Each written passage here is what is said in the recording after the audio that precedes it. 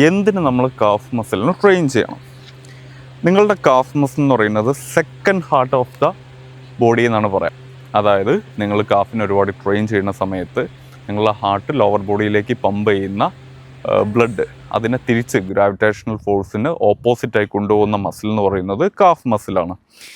Calf muscle നിങ്ങളുടെ movement, അതായത് ഇപ്പം ഞാൻ നടക്കുന്നുണ്ട്, ഈ നടക്കുന്ന സമയത്ത് മസിൽ കൺട്രാക്ട് ചെയ്യുന്നുണ്ട്, റിലാക്സ് ആവുന്നുണ്ട്. കൺട്രാക്ട് ചെയ്യുന്ന സമയത്ത് ബ്ലഡിന് ലോവർ ബോഡിയിൽ നിന്ന് മുകളിലേക്ക് പമ്പ് ചെയ്യുകയും അതേപോലെ റിലാക്സ് ചെയ്യുന്ന സമയത്ത് എഗെയിൻ വെസൽസിലേക്ക് ബ്ലഡ് നിറയുകയും ചെയ്യും.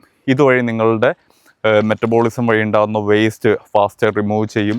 അതേപോലെ തന്നെ മസിൽ റിക്കവറി ഫാസ്റ്റ് ആയിരിക്കും, കാരണം ബ്ലഡ് സർക്കുലേഷൻ ഹൈ ആയിട്ടാണ് നടക്കുന്നത്. കൂടാതെ ബ്ലഡിൽ ഓക്സിജൻ്റെ അളവ് കുറയാണ്ട് നിൽക്കുകയും ചെയ്യും.